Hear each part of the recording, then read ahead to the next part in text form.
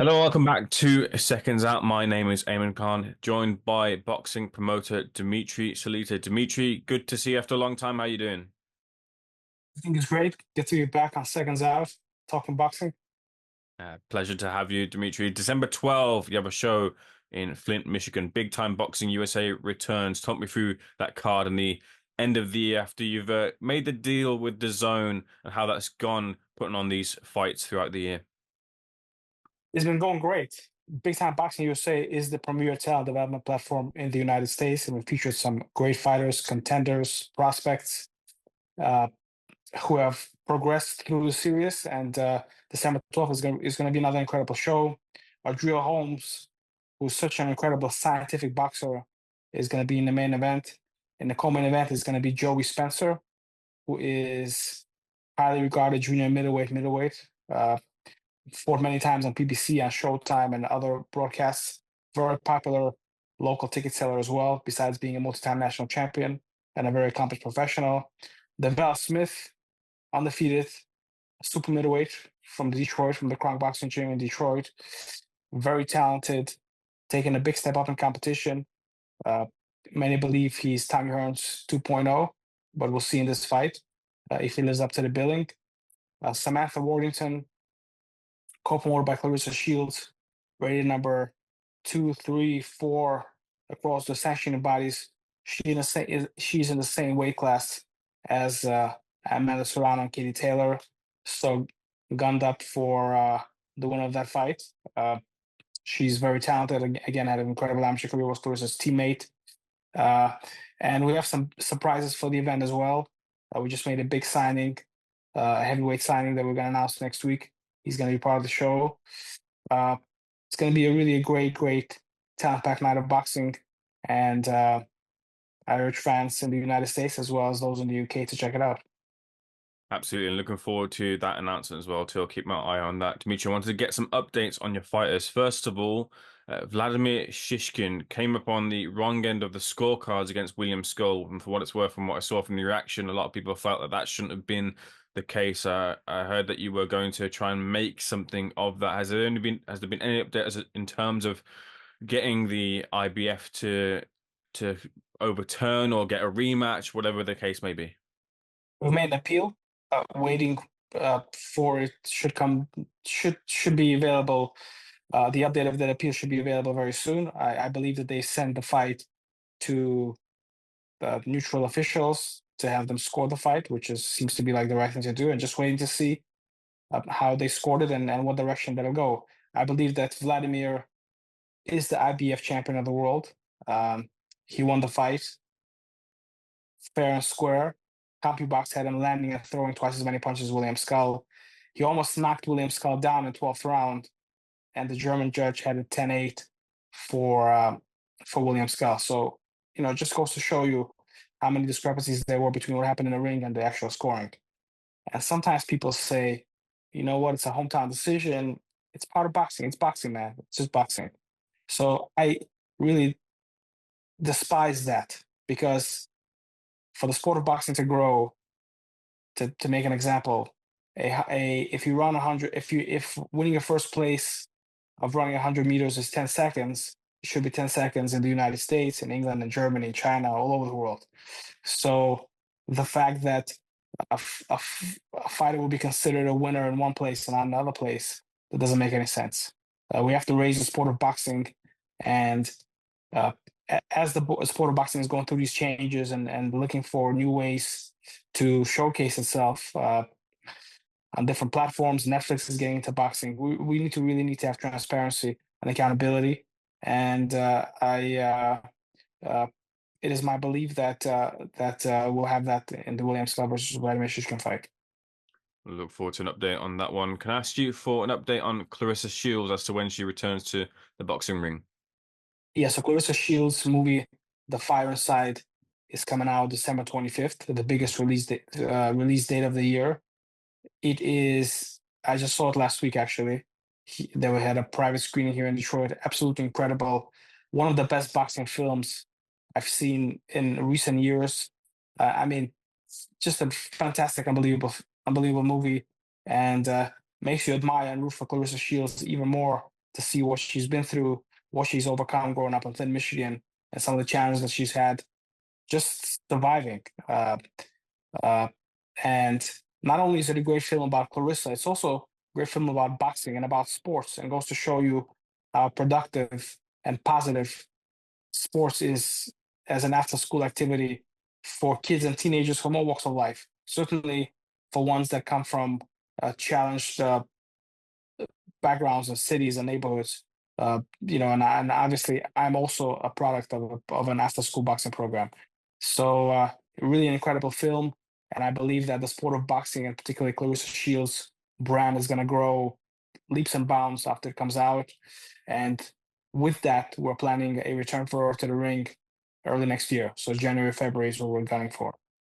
And it's again going to be uh, a new high, a new accomplishment that has not been done before. What's the likelihood when it comes to Clarissa Shields? A lot of clamour for the rematch with Savannah Marshall. What's the likelihood that the rematch happens next year? I think that the likelihood of it happening next year is great. Savannah Marshall is in the movie and shows how she beat her when they were kids. And I believe that again after the movie comes out, it's such a natural rivalry. And with the profile of Clarissa being as big as it is, uh, I believe that that rematch is just an absolute natural, and hopefully we'll make it uh, bigger than ever next year. And again, the rivalry is so deep that if they would play chess, you would want to watch it, because there's uh, a true, real dislike towards one another. And being at the first fight, one of the best fights I've ever seen live, man or woman, absolutely incredible, competitive. But I believe that Clarissa, 10 out of 10 times, Clarissa is the better fighter. And looking forward to them doing it again for sure. Well, I believe Jarrell versus Derek Chisora is a very interesting fight.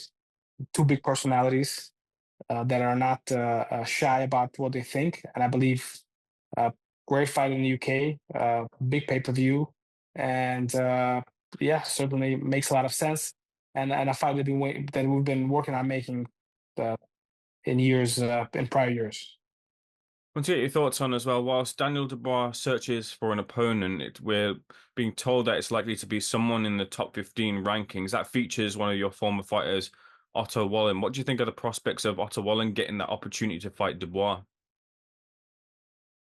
I haven't heard that rumor. Uh, I guess could be an interesting fight. I possible that boxing fans might want to see Otto against kind of a credible uh, contender, journeyman since the fight to Joshua.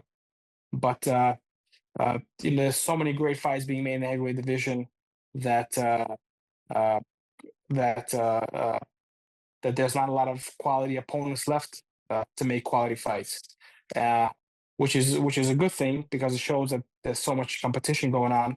But on the other hand, when you look for an opportunities to make significant fights that are not championship fights, they're not mega fights, it does present some challenges. So uh, Otto obviously did great against Tyson Fury, uh, not so good against Anthony Joshua. I think Daniel Dubois uh, is still getting better as a fighter. I mean, he looked tremendous in his last three fights. Really incredible. Three upsets. He actually scored three upsets in a row. And much respect to his trainer um, for rebuilding him after people thinking, including myself, when he fought Jarrell Miller, thinking that he was done. And when the going got tough, he wouldn't get going. But when the going gets tough, he gets going, and he's really incredible and inspiring story of coming back, from the ashes back to the top. So yeah, I'm interested to see Daniel Dubois against anybody. And I think Oro is a tricky southpaw, so it's an interesting fight. Yeah, I just want to get your promoter's perspective on this because I hear a lot of people kind of saying, look, Dubois has been matched tough and maybe he's due a softer opponent. Taking any names out of the equation, not casting aspersions to any fighters. Do you agree with that? Do you think Daniels deserves in this voluntary for it to be a fight more in his favor, or do you think because it's been matched hard, that's what's led to his successes, and he should continue with that line. I believe that now he's a champion of the world. He's fought 3 tough fights.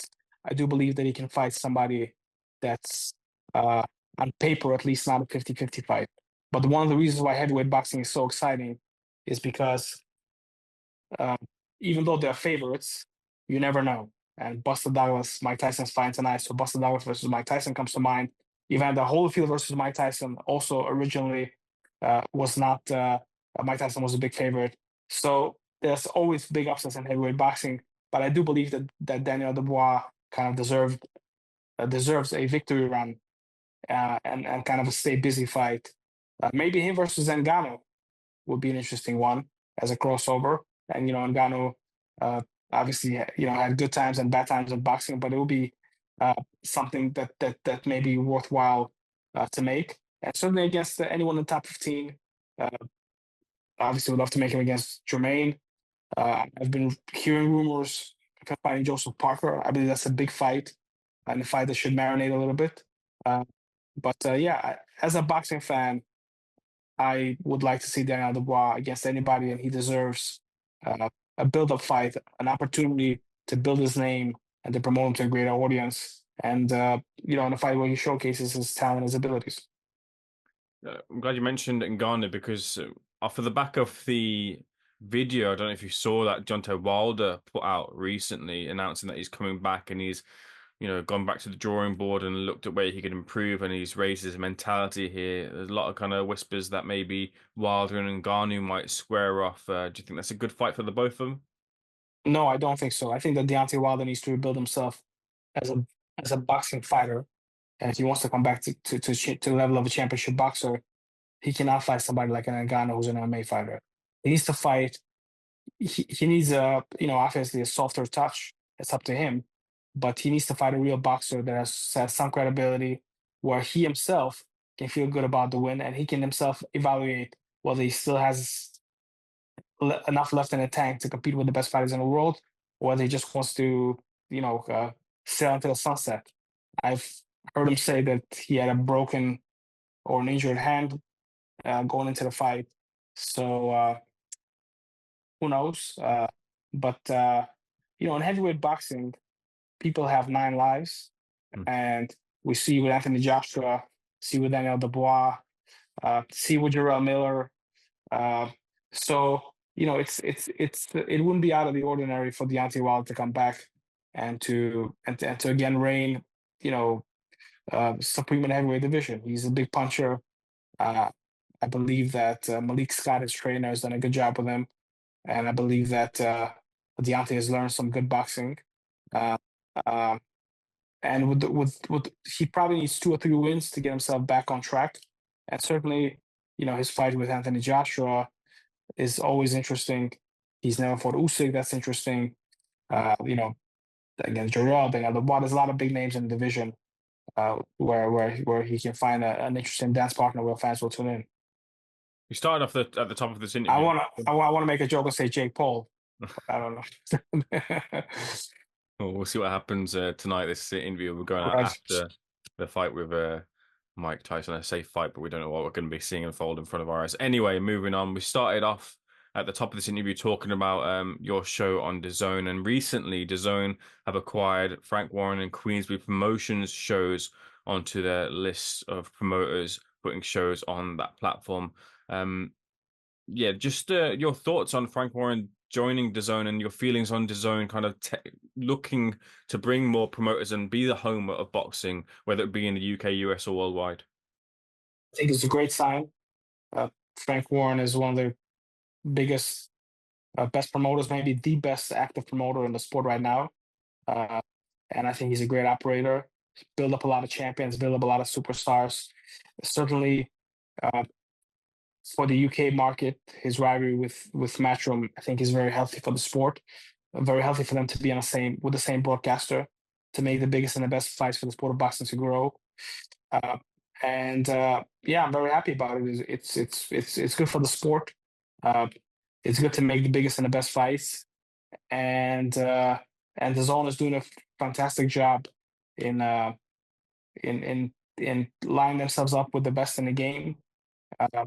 and giving the fans what they want to see. And I believe that Matchrooms and Queensberry stable has actually grown significantly over the last year uh, through their connection with Riyadh season, and they have made some great fights.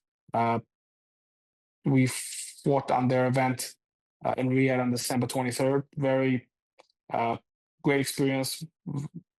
They're great operators and love the staff. Love working with them. So yeah, I think it's great for boxing, and it's good, and it's great for different promoters to be with the same network, with the same broadcaster, because this way you can make the biggest and the best fights. And for the sport of boxing to grow, the promoters need to work together, and the best fights need to be made. Do you think the competitive element between Frank Warren, Queens Promotions, and Eddie Hearn Matchroom Boxing will still be there, even though they've joined the same platform? Do I think that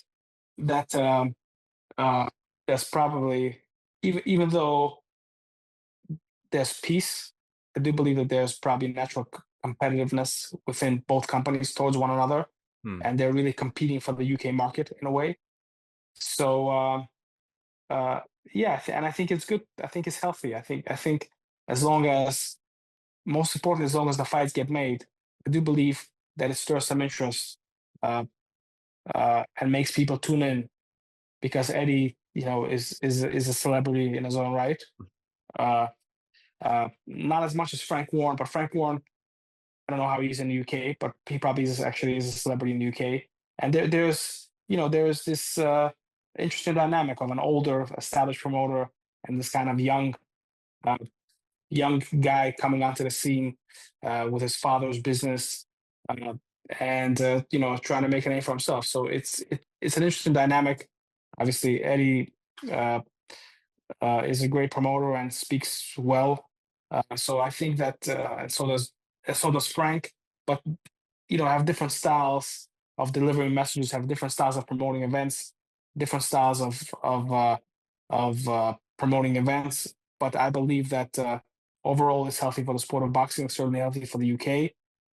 And I've read that they're planning to do some shows in the US, which I believe is great as well. And again, as we work with everyone, and the more talent, the bigger, the better fights there is for the sport of boxing, the better. Yeah, I just going to lastly say, do you anticipate, because Frank Warren's made a couple of US-based signings, do you anticipate that you'd be working in the future with Frank Warren on shows over in the US? We're certainly open to it, for sure. Again, we've had a great experience from the one fight that we did together. Very professional, good operators, and yeah. Anyway, we can be involved and make some good fights that are good for the sport of boxing. More than happy to do it. Dmitry, pleasure speaking to you. Thanks for speaking to Seconds Out. Let you enjoy Tyson versus Paul, and we'll speak again soon. Thanks, Simon.